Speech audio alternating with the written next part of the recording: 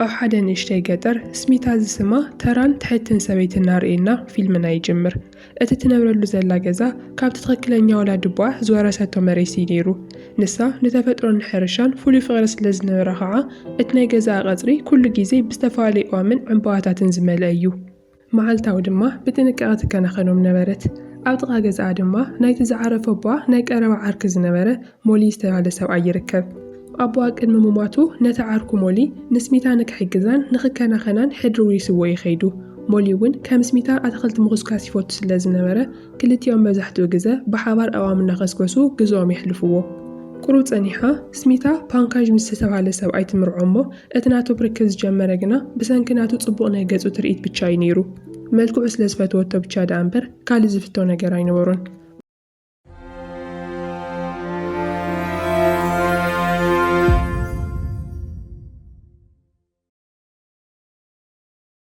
أما عالت هواتو جنا بانكاج حدا حمال ما نيروه نسوون زلوا جنزة مولو بمولو أو كماري زوعلو حدا معالتي نسو كاجزا وزي مسكادة سميتا كم تناي كل وان لمادا أوش تكشني ميقو اختاوسل تجمر قروت أني حاجنا كوحاتنا نايسلك ملختي مزا باتنا يدنس ملختي دما نتحاتنا ولا زخانت شاولو استبالت قلعة أبتا سميتا تنبر اللاقدر حد يشرح كم زرخبت تنقرا حاتنا بتوسخي شاولو نايو على جزاق ساب تركب نجيزيو مسميتان غد كما تخيل انتقينا وانت حتى سميتا دما بزي من المتردار بحاقوز تساهم معمو نتنا يسلك على المستودة شعو نا أزقوان كفلق تدال ولا تجمر باتخالي وغان دما راتان زسمو حادنا بوليس مكونن نمحز أوزخونو ماين مغتح بتشا حادنا ويح مسمر داويلو نرئي بزوح تتأبيو خعا أمو داتا نشتي ماي مسرخبة ناقز وقز يمرح نسو نزم عالتاو زقاتمو ناي ماي سنتن سقاين نموقاد صبو أبارتما غز خمزلو يوسن نتا أبارتمان مجزازق القرش خعا كاب حز جميرو كيكبار لوو راتان شعونا بسروحي خيدمو جاجين رازسمو هابتام نقارينا وزوننو حدا بارياتي منم جزا خيط فاخعا كابتناي لمود اوان نلعل زغوانا نحالوا كفلي تحتت جاجين را بزنا جرزي حما ولا كنت تسمعو قندما منم كي تقاوم خعا نتجنزب يركو أبت معالتسو بانكاج كم تخون زنورو أو سروحي كوين نزلو أكواداس أبتناي جاجين را بيت مستخوينو قماري تصوت نيرو أبت صوتا مستسعر خعا نتعداك خفلي جدد نجرجنا أب إيدو منم ترف كنزب سلزي نمرو اتناتو عدا إنه وسخ بتشاي خيد اتعدا بتعم سلز تداربه جاجين ران بانكاج ناوشت بيرو يتصوع عمو نتعدا بفتنة نخكفل أتريلو ساطي فترلو شعو بانكاج كله خملس كم زخونك قلب ميتاو نسابيتو سميتا نتنا يبوا جزان مشات كامنا مدو كم زلو خعايكد جاجين ران نزم السمعة فولي تقدس النتير أمو بانكاج نتنا سميتا جزا قد تانعون خشات اللي حاتو اتو علم حرات عويت دما جاجين را نتجزانا حد عوينا لمعات بروجكت تملي سخشيتن عوي مخسبن كركو يحسب عبد ساعات بانكاج كاسميتا فقاد كساب زركب بتشا نتحسب بحاجوس يقبلو بانكاج ناوجزا مستملسة شعو نسميتا نتجزا شيتو نحد نشتي بوتا خلي زعطي فترة لا سميتا جنا اتجزا سو نايتز عرف بوا كور زغرتات زحازس لزنورة مولو بمولو تعبي أسمغس أتكركرهم إننا قاعدة مسكادة دما أتناي بانكاج حيال سمعيت ناو أسمح مامو يغير نسو دما أتني مستنفاس حقزو إنهيلر بغلطوف كده اللي يجمر بانكاج حما طبعي ولا كوانتر إيه سميتا قنا حزون نوعو عمق حالوتي زلوا أما قد خبيت بعسنها اللوكا نوعو بلوها تزنع نوعو إذا دما أتزلوا فغري أو اشتقجتون كي ترفه صنع مخانو زرقيو نيرو نصبحيت نجو سميتا نبانكاج كاب دكاسو تبرا برومو نشاولو كابتناي بابور طابع حيزوان غمد زتحاتو بانكاجون ناو دقوزيو دحرنا ويحت صانحيت مشاولي الرخب مجمرة مسرايا كابتغن محزن عرا ملكع بتعام صبغتن مجوتن كم زخون يرمو بتعام يقرم بحوار ناو غزاي ملسو شاولو دما نسميتا بعاوينا فوق التحافة دحار سلستيون بحوار مقوي مقاومو قرو جزو أمكعا بعلال يحلفوه أبتا ناي قداميتي ناي سرحا معالتي شاولو بعابي حاقوسن توقسون ناو سرح توزق سانيحا ناو قزاخت ملسن كاللاقنا ناي موقو عزيات ساقامي كاتما بقاد عمدما اتو بوليس موكون نراتان نعا آيستابل اللامو شعو بتناتات صباقي السحاب منم قزاخي يدفعه كلتيون بعلاتهم يفالتو سلقو اطرموني اللواوتو راتان دما ناو قزاك بزحا حسابي يغرب بتا مشاتتيا شاولو مسسميتا بحوار قزا بمحلف أبتنايت كلتي قودنا خوينا كوميدارا كتأكد تحقزا نصبحيتو قاعة شاولو مس بانكاج بحوار نفس رح توزق ኣብቲ ናይ ጉዕዞ እዋን ዝያዳ ዕላል ብምግባር ብዝተዓፀፈ መንገዲ እናተቀራረቡ ይኸዱ። ቀስ ብቐስ እናበለ ኣብቶም ዝቕፅሉ ሰሙናት ከዓ ፓንካዥ ምስኣ ፍቕራዊ ዕላል ምግባር ይቕፅል። ሻውሉ ድማ ነቲ ናቱ ተገዳስነት ጽቡቕ ምላሽ ትህበሉ ነይራ። በቲ ካልእ ገጽ ግን ምስራታን እውን ብዙሕ ግዜ ትሕልፍ ስለ ዝነበረት ኣብ መወዳእታ ክልቲኦም ፍቑራት ይኾኑ። ሓደ መዓልቲ ኣብ ስራሕ ዕረፍቲ ኣብ ዝነበረሉ እዋን ሻውሉን ፓንካዥን ብሓባር ብምዃን ብምስጢር ናብ ሓደ ሆቴል ይኣትዉ። ብድሕሪ እዚ ፓንካዥ ንዓኣ ዝኾኑ ሓደሽቲ ክዳውንቲ ይገዝአላ። ድሓር ንሱ ነቲ ክፍሊት እናፈጸመ እንከሎ ሻውሉ ድማ ነቲ ኣጋጣሚ ተጠቒማ ናብራታን ትድውል። ኩሉ ነገር ምስ ተወድአ ከዓ ክልቲኦም ምንም ከም ዘይተፈጠረ ኮይኖም ብሓባር ናብ ገዛ ይምለሱ። ቁሩ ጸኒሓ ስሚታ ካብ ዕዳጋ ናብ ገዛ ትምለስ። ናብ ውሽጢ ገዛ ክትኣቱ እንከላ ግና ፓንካዥ ምስ ሻውሉ ብጣዕሚ ተቐራሪቡ ብምርኣያ ሙሉእ ብምሉእ ትስንብድ። እቲ ዝረኣየቶ ነገር ምእማን እውን ንኣበያ ንልባ ኣዝዩ ይቕስሎ። ግን ድማ ምንም ከይተዛረበት ብስቕታ ናብ ድሕሪት ወፀት እሞ እቲ ዝረኣየቶ ነገር ንበይና ውሽጣ ክትሕዞ ትፍትን። ኣብቲ ሰዓት ሞሊ ሰላምታ ክትህባን ከላ እኳ ምንም ምላሽ ኣይሃበታን። እዚ ድማ ሞሊ ዝኾነ ዝተባላሸወ ነገር ከም ዘሎ ከም እትግንዘብ ይገብራ። ካብቲ ቅጽበት እሱ ጀሚሩ ኩሉ ነገር ፋሕ ክብል ከዓ ይጅምር። ድሕሪ ዝተወሰኑ መዓልታት ስሚታ ንናይ ፓንካዥ ልደት ዝኸውን ኬክ ተዳሉ እሞ ኣብ ገዛኦም ከዓ ንእሽተይ ፕሮግራም ትገብር። ካብቶም ጋያሹ ከዓ ናይ ስሚታ ዓባይ ሓፍታ ዝኾነት ኡሳ ምስኦም ነይራ። ኡሳ ኣብቲ ፕሮግራም ምስ ተረኸበት እቲ ኣብ መንጎ ፓንካዥን ሻውሉን ዘሎ ዓሚቕ ቅርበት ተስተውል እሞ ንስሚታ ነቲ ትዕዘቦ ዘላ ነገር ከም ዘይፈተወቶ ትነግራ። ቀፂላ እውን ንሳ ከም ዓሻኸይ ትመስል ተጠንቅቓ። ስሚታ ግና ኩሉ ነገር ንውሽጣ ሒዛ ምንም መልሲ ይሃበታን። ካብቲ ቦታ ርሒቓ ከዓ ናብ ድሕሪ ቀጽሪ ናይቲ ገዛ ብምኻድ ንበይና ኮይና ክትበኪ ትጅምር። በታ ለይቲ እቲኣ ሻውሉ ንፓንካዥ ንምፍታን ኢላ ሓደ ዘለዓዕል ስእሊ ብስልኪ ትሰደሉ። ፓንካዥ ድማ ነቲ ስእሊ ሪኡ ናብ ናይ ሻውሉ ክፍሊ ክከይድ ሓሲቡ ካብ ዓራቱ ይትስእ። ነገር ግን በቲ እዋን እቲ ስሚታ እውን ብሃንደበት ትነቅሕ እሞ ንሱ ከዓ ቀልጢፉ ናብ ዓራቱ ይምለስ። ኣብ ጥቓ ሰበይቱ ደቂሱ እውን ምንም ነገር ከም ዘይተፈጠረ ይኸውን። ብጽባሒቱ ንግሆ ሻውሉ ንስሚታ ሓዳሽ ቆጻል ክዳን ትህባ። ስሚታ ግና ምንም ዓይነት ናይ ፍቕሪ ወይ ድማ ናይ ሓጎስ ስምዒት ከየርኤት ብዙሑል መንፈስ ትቕበላ። ቁሩ ጸኒሑ ፓንካዥ እንደገና ምሳኣ ክዘራረብ ይፍትን። እቲ እናገየደ ዝኸይድ ዘሎ ዕድው ንምኽፋል ነቲ ገዛ ክትሸጦ ድማ ህዝቢ እውን ጸቕጢ ይፈጥረላ። ስሚታ ግና ሕዚ እውን ሓሳብ ኣይቀየረትን። ፓንካዥ በዚ ነገር እዚ ተበሳጭን ተቆጢዑን ካብቲ ገዛ እናጎየ ይወፅእ። ሽዑ ንሽዑ ሻውሉ ናብ ስሚታ ቀሪባ ንሰብኣያ ድሌቱ ክተማልአሉን ክትእዘዞን ከም ዘለዋ ሓሳባ ተቕርብ። እዚ ፍጻመ እዚ ስሚታ ኣብ ልዕሊ ክልቲኦም ዝነበራ ናይ ንዕቐትን ጽልእን ስምዒት ዝያዳ ከም ዝውስኽ ይገብሮ። በታ ለይቲ እቲኣ ፓንካዥ ንጋጄንድራ ይረኽቦ እሞ ንስሚታ ነቲ ገዛ ንኽትሸጦ ከእምና ከም ዘይከኣለ ይኣምን። ጋጄንድራ ግና በዚ ነገር እዚ ብዙሕ ኣይተጨንቕን። ንስሚታ ብሓይሊ ንምእማን መንገዲ ከም ዝረክብ ድማ ንኽልቲኦም ቃል ይኣቲ።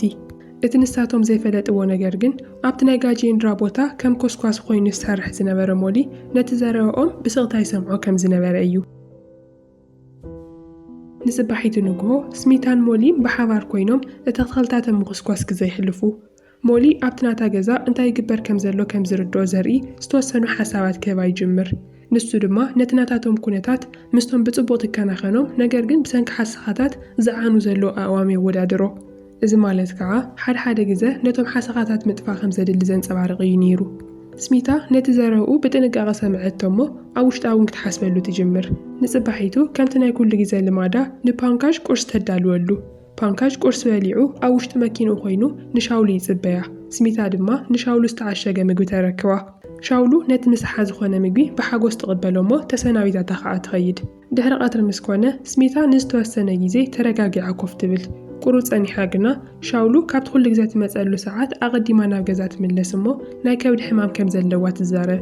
እናብ ጉየይቲ እውን ናብ ሽንቲ ቤት ትኸይድ። ኣብ ገዛ ብቻ ዘይኮነስ ኣብ ስራሕ ቦታ እውን ከይተረፈ ናብ ሽንቲ ቤት ክትመላለስ ከም ዝውዓለት ይፍለጥ። ኣብቲ ሰዓት ስሚታ ነቲ ሕማማ ዝኸውን ባህላዊ ካብ ተኽልታት ዝተሰርሐ መስተ ተዳልወላ። በቲ ካልእ ገጽ ሻውሉ ናብ ፓንካዥ ክድውል ወላ እኳ እንተፈተነት እቲ ስልኪ ግና እናሰርሐ ኣይነበረን። ብድሕሪ እዚ ሻውሉ ተሓፂባ ነቲ ቆጻል ክዳን ምስ ተኸደነት ስሚታ ድማ ኣብቲ ናይ ሓፍታ ገዛ ዝነበረ ናይ ጓል ሓፍታ ልደት ንምኽባር ካብቲ ገዛ ትወፅእ። ምስቶም ካልኦት ኣጋይሽቲ ሓዊሳ ከዓ ብስቕታ ትቕመጥ። ኣብቲ ናይ ልደት ፕሮግራም እቲ ፖሊስ ራታን ምስቲ ናይ ስራሕ ዓርኩን ሓለቑን ዝኾነ ስኒል ኮፍ ኢሉ ይዕልል ኣሎ። ንሱ ብዛዕባ እቲ ምስ ሻውሉ ዘለዎ ፍቕራዊ ርክብን ንዓኣን ምምርኣው ዘለዎ መደብን ከዓ የካፍሎ ነይሩ። ብሃንደበት ግን ሱኒል ሓደ ስልኪ ድወሎ እሞ ኣብ ሓደ ገዛ ክልተ ሬሳታት ከም ዝተረኸቡ ዝሕብር መልእኽቲ ይመጾ። ሽዑ ምንም ግዜ ከየጥፍኡ ሱኒልን ራታንን ናብቲ ቦታ ይጎዩ። أو ምስ በጽሑ ራታን ነቶም ግዳያት ምስ ራዮም ሻውሉን ፓካጅን ምዃኖም ይፈልጥ ሙሉ ንሙሉ ኸዓ ይስንብድ ምንም ግዜ ኸየጥፍኡ እቶም ፖላዊስ ምርመርኦም ይጅምሩ እቲ ገዛ ኸዓ ብጣዕሚ ፋሕ ዝበለን ዝተመላሸወን እዩ ዝመስል ነይሩ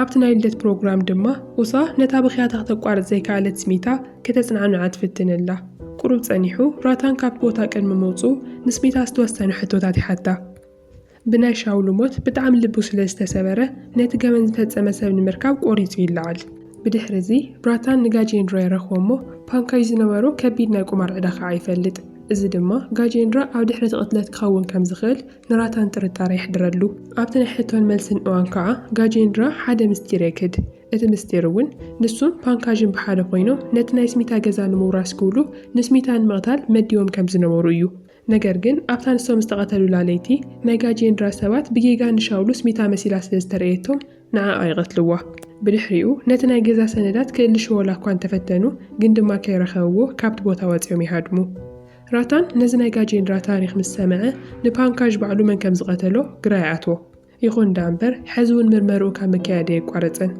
ራታን ሓደ ዝህነት ዘሎ ናይ ህንፃ ቦታ ከይዱ ይርአ እሞ ሓድሽ መደብ ከዓ ከውፅእ ይጅምር ኣብዚ ሕዚ ሰዓት ፍትሒ ይኮነን ዘድሊ ከዓ ይብል መጀመርያ ነቲ ናይ ስሚታ ገዛ ሰነዳት ኣብ ኢዱ ከእትሞ ንጋጄንድራ ብምሻጥ ከዓ ዓብዪ መክሰብ ከተርፍ ይሓስብ ኣብቲ እዋን እቲ ብዙሓት ሰባት ንስሚታ ንምጽንዕናዕ ናብ ናታ ገዛ እናመፁ እዮም ነይሮም ኣብቲ ፖሊስ ጣብያ ድማ ሓደ ካብቶም ኣብ ትሕቲ ራታን ዝሰርሑ ፖላዊስ ናይ ሲሲቲቪ ቪድዮ ንራታን የርእዮ እቲ ቪድዮ ድማ ፓንካጅን ሻውሉን ብሓባር ኮይኖም ናብ ሓደ ናይ ሆቴል ክፍሊ እናተውን ከለው ዘርኢ እዩ ነይሩ ራታን በዚ ነገር እዚ ብጣዕሚ ይበሳጨ እሞ ንሻውሉ ብኻሊእ ሕማቕ ዓይኒ ክጥምታ ይጅምር ብድሕሪ እዚ ራታን ኣብቲ ፍጻመ ዝተፈጸመሉ ለይቲ ስሚታ ብሓቂ ምስኣ እንተ ነይራ ንምርግጋጽ ናብ ኡሳ ይኸይድ እታ ንስሚታ ሓፍታ ኡሳ እውን ኣብታ ምሸት እቲ ስሚታ ኣብ ናታ ገዛ ከም ዝነበረት ዘርኢ ዝተወሰኑ ስእልታት ተርእዮ ራታን ሕዚ እውን እንተኾነ ጥርጣሩ ሙሉ ንሙሉ ኣይጠፍአሉን ዘሎ ንስሚታ ገጽ ንገጽ ይረኽባ እሞ ብዛዕባ እቲ ኣብ መንጎ ፓንካጅን ሻውሉን ዝነበረ ፍቕራዊ ርክብ ትፈልጥ እንድሕር ዳ ነይራ ይሓታ ስሚታ እውን ብቕልል ዝበለ ቋንቋ ትፈልጥ ከም ዝነበረት ተኣምነሉ ራታን ስሚታ እዚ ነገር እዚ ሕነ ምፍዳይላ ዝገበረቶ ክኸውን ከም ዝኽእል ክጠርጥር ይጅምር ሓደ መዓልቲ ድሕሪ ቀትሪ ስሚታ ነቶም ተኽልታታ እናኾስኮሰትን ከላ ሞሊ ጥንቅጥ ክትከውን ከም ዘለዋ ይዘኻኸራ ቅድሚ ምኻዱ ድማ ሓንቲ ሊላ ሕብሪ ዘለዋ ተኽሊ ይህባ ንጽባሒቱ ራታን ነቲ ናይ ፓንካጅን ናይ ሻውሉን ናይ ሬሳ ምርመራ ውፅኢት ይርኢ ሻውሉ ቅድሚ ምሟታ ብኸቢድ ናይ ተቕማጥ ሕማም ትሳቐ ከም ዝነበረት ፓንካጅ ድማ ናይ ኣስሚ ሕማም ከም ዝነበረ እውን ይፈልጥ ፋላይ ነይርዎ እዩ ሻውሉ ኣቐዲማ ከም ዝሞተት የረጋግጽ ራታን ተወሳኺ መልሲ ንምርካብ ኢሉ ምርመርኡ ይቕጽል ናብቲ ሻውሉ ትሰርሐሉ ቦታ ብምኻድ ድማ ብሰንኪ ከብዲ ሕማም በታ መዓልቲ እቲኣ ብተደጋጋሚ ናብ ሽንተይ ትመላለስ ከም ዝነበረት ይንገሮ ብድሕሪ እዚ ብሳይበር ኣቢሉ እቲ ፍጻመ ዝተፈጸመሉ ሰዓት ናይ ስሚታ ስልኪ ኣበይ ከም ዝነበረ የጻሪ እቲ ዝገርም ነገር ከዓ ኣብቲ ቅትለት ዝተፈጸመሉ እዋን ስሚታ ኣብ ገዛኣ ከም ዝነበረት ይረክብ እዚ ከዓ ስሚታ ኣብ ድሕሪ እዚ ነገር እዚ ከም ዘላ የእምኖ ራታን ኣብቲ ውሳንኡ ብምትእምማን ነቲ ሓላፊ ሱኒል ደው ኢሉ ነቲ ቀታሊ ከም ዝረኸቦ ይነግሮ ነገር ግን እቲ ዝርዝር ሓበሬታ ከዓ ንባዕሉ ክሕዞ ይውስን በቲ ካልእ ገጽ ሓደ ናይ ሞሊ መሓዛ ዝኾነ ፕሮፌሰር ናብ ናይ ስሚታ ገዛ ንምብጻሕ ኢሉ ይመጽእ በቲ ቦታን በቲ ንብረትን ከዓ ብጣዕሚ ይገርም ንዕኡ ንምዕዳግ እውን ፍሉይ ተገዳስነት የርኢ ድሕሪ እቲ ምብጻሕ ሞሊ ነቲ ፕሮፌሰር ኣሰኒ የፋንዎ ቁሩ ጸኒሑ ራታን ናብቲ ገዛ ብምምጻእ ንስሚታ ገጽ ንገጽ ይቕበላ ንሳ ከም ዘይትፈልጥ ተመስል ዳኣላ እምበር ንፓንካጅ ዝቐተለቶ ባዕላ ከም ዝኾነት ከም ዝፈልጥ ይነግራ ብመሰረት እቲ ዘካየዶ ምርመራ ድማ ነቲ መደብ ከመይ ጌራ ከም ዘተግበረቶ ከብራህርሀላ ይጅምር ንሱ ከም ዝኣምኖ እቲ ፍጻሜ ቅድሚ ምፍጻማ በታ ዝሓለፈት ለይቲ ስሚታ ናይ ሻውሉ ስልኪ ቁፅሪ ካብ ናይ ፓንካጅ ስልኪ ናይ ፓንካጅ ስልኪ ቁፅሪ ድማ ካብ ናይ ሻውሉ ስልኪ ብሎክ ጌራቶም ነይራ እያ ከም ዝገበረትሉ ምኽንያት ከዓ ክልቲኦም ተደዋዊሎም ከየዋሩ ስለ ዝደልየት እዩ ብመሰረት ናይ ራታን ክልሲ ሓሳብ ንጽባሒት ንግሆ ስሚታ ሓደ ፍሉይ ተኽሊ ናብ ናይ ሻውሉ ምግቢ ትሓውስ በዚ ምኽንያት እያ ከዓ ሻውሉ ብኸቢድ ተቕማጥ ተጠቂዓ ኣቐዲማ ናብ ገዛ ክትምለስ ዝገበረት ብድሕሪኡ ስሚታ ኣብቲ ናይ ቅትለት ሰዓት ኣብ ገዛ ከም ዘይነበረት ንምርኣይ ኢላ ቆጻል ክዳን ተኸዲና ናብ ናይ ኡሳ ገዛ ትኸይድ ኣብቲ ፕሮግራም እናሃለወት ግን ብምስጢር ካብቲ ገዛ ወፂያ ተመሊሳ ናብ ናታ ገዛ ትመጽእ እሞ ንሻውሉ ትቐትላ ሻውሉ ምስ ሞተት እቲ ብሎክ ጌራቶ ዝነበረት ናይ ፓንካጅ ስልኪ ቁፅሪ ኣምብሎክ ትገብሮ ራታን ሕዚ እውን መግለፂ ይቐጽል ኣሎ ፓንካጅ ናብ ገዛ ተመሊሱ ንሻውሉ ሞይታ ምስ ረኣያ ብጣዕሚ ከም ዝተንበደን እቲ ናይ ኣስሚ ሕማም እውን ከም ዝተልዓሎን ይነግራ ኣብቲ ሰዓት ነቲ ንምትንፋስ ዝሕግዞ ዝነበረ ኢንሄለር ክወስድ ክቃለስ እንከሎ ስሚታ ግና ብእግራ ደፊኣ ከም ዘረሓቐትሉ እሞ እዚ ነገር እዚ ከዓ ናብ ሞት ከም ዘብፅሐሉ የረድእ። ስሚታ ከምኡ ጌራ ምስ ወደአት ናይ ሻውሉ ስልኪ ቁፅሪ ካብ ናይ ፓንካዥ ከዓ ኣምብሎክ ትገብሮ። እታ ኣብ ክዳና ዝነበረ ደመፅርያ ድማ ካሊእ ቆፃል ክዳን ተኸዲና ምንም ከም ዘይተፈጠረ ናብ ናይ ኡሳ ገዛ ትምለስ። ስሚታ ነዚ ኩሉ ነገር ክትሰምዕ እንከላ ብዓብዪ ድንጋፀ ተዋሒጣ ብስቕታ ትዕዘቦ። ራታን ድማ እቲ ብኢዱ ዘሎ መርትዖታት ንዓኣ ናብ ቤት ማእሰርቲ ንምስዳድ እኹል ከም ዝኾነ ይነግራ። ግን ድማ ሓደ መማረፂ ከዓ ይህባ። ካብ ቤት ማእሰርቲ ነፃ ክትከውን እንድሕር ዳ ደልያ ናይቲ ገዝኣ ናይ ዋንነት ሰነዳት ንዕኡ ክተረክቦ ከም ዘለዋ ይነግራ። እዚ ተዛሪቡ ምስ ወድአ ራታን ካብቲ ቦታ ይወፅእ። ስሚታ ግና ብስቕታ ኣብኡ ደው ኢላ ትተርፍ። ድሕሪ 2 መዓልታት ስሚታ ኣብቲ ናይ መዘጋጃ ቤት ቢሮ ኮይና ነቲ ናይ ገዛ ሰነዳት ተጻፍፎ። ራታን ድማ ካብ ርሑቕ ኮይኑ ብትዕግስቲ እናተዓዘባይ ነይሩ። ኩሉ ነገር ምስ ተወድአ ስሚታ ናብ ገዛኣ ተመሊሳ ካብቲ ገዛ ንምውፃእ ክዳውንታ ክትዘጋጅ ትጅምር።